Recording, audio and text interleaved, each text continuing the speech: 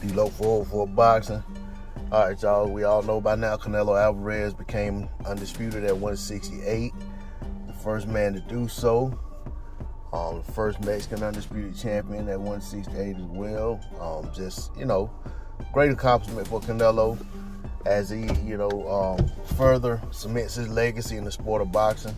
Got to give him his respect for that. He had a great night against Caleb Plant.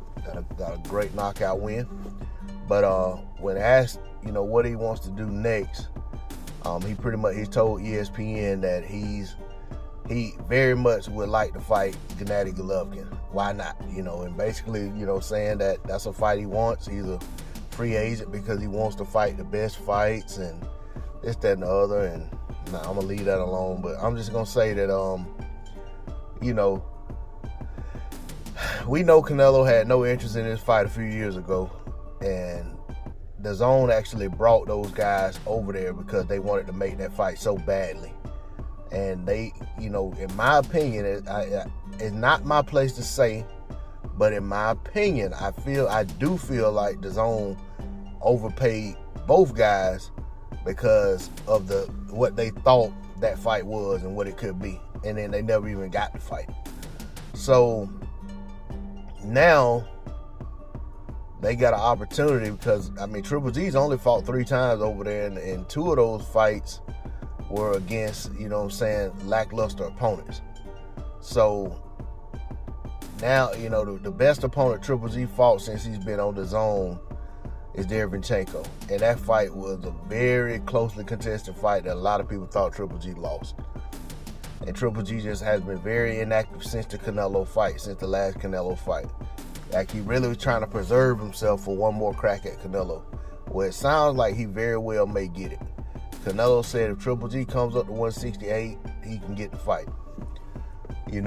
As for me, shout out to Main Man Made, man. We were rattling off names last night after the fight on different fighters that Canelo could possibly face, and he reminded me, he said, the one guy you didn't bring up was Triple G.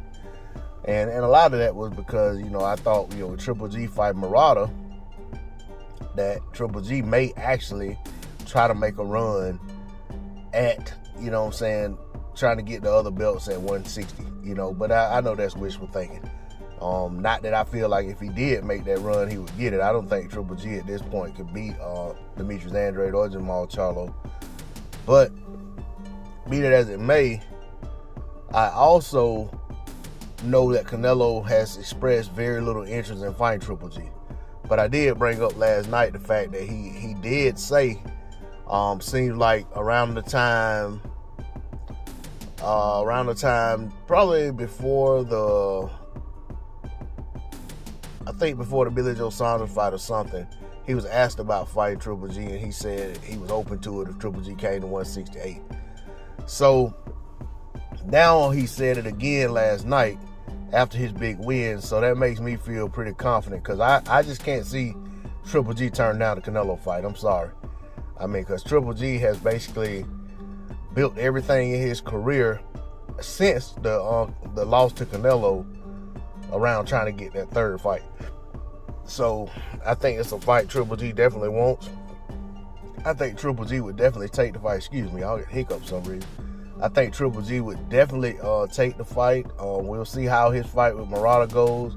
But for all intents and purposes, it looks like everything's indicating that we're going to get the trilogy fight between Canelo and Triple G, a fight that I can honestly say that I've said multiple times I didn't care for, and I'm gonna say why one more time just as a reminder to you.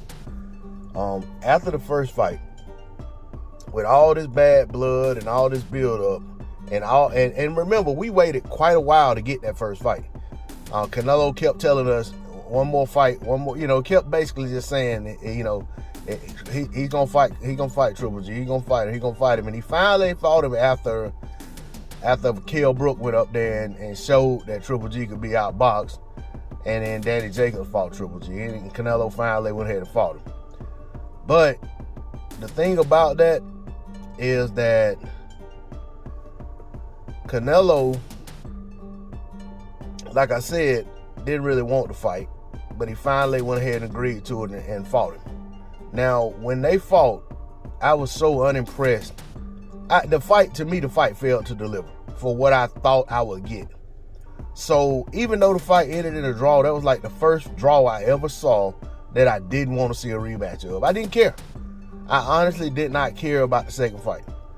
And then when they had the second fight, I really was unimpressed with it as well. Just off of who the two guys were going into the fights and how I thought, the fight should play out. I just did not see that. So of course I was like, I could care less about a third fight.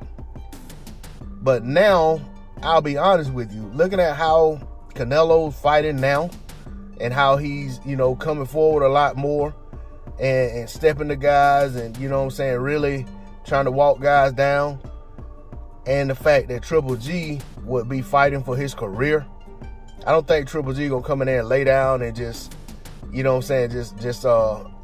Canelo beat him. I think he's gonna get up for the fight, and he's gonna, I think Triple G looks at beating Canelo as salvaging his, as somehow preserving his career, because that's the only guy he's ever lost to. So I think a lot of the way he's moved since then is that he don't want to lose to anybody else, because he wants the opportunity to right that wrong in his mind of getting a loss in a draw against Canelo. I don't think Triple G believes either of the decisions were just. I think he feels like he won both fights and he wants an opportunity to get a win on paper. So I'm not going to act as if I don't care about the fight. I actually care more about this fight happening now than I did when it was talked about earlier.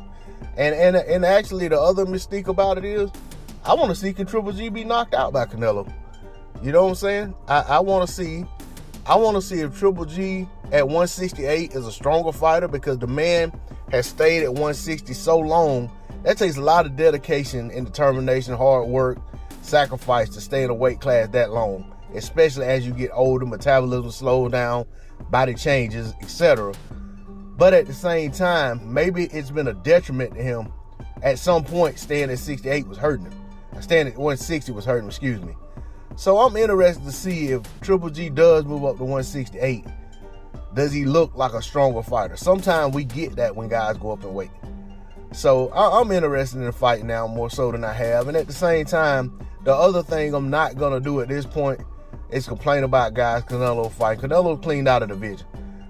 Regardless of who was there, and regardless of who was there before he decided that he wanted to become undisputed there and he didn't fight, I got to give him his props. He cleaned out of the division, so I'm not going to be nitpicking about who Canelo fights going forward.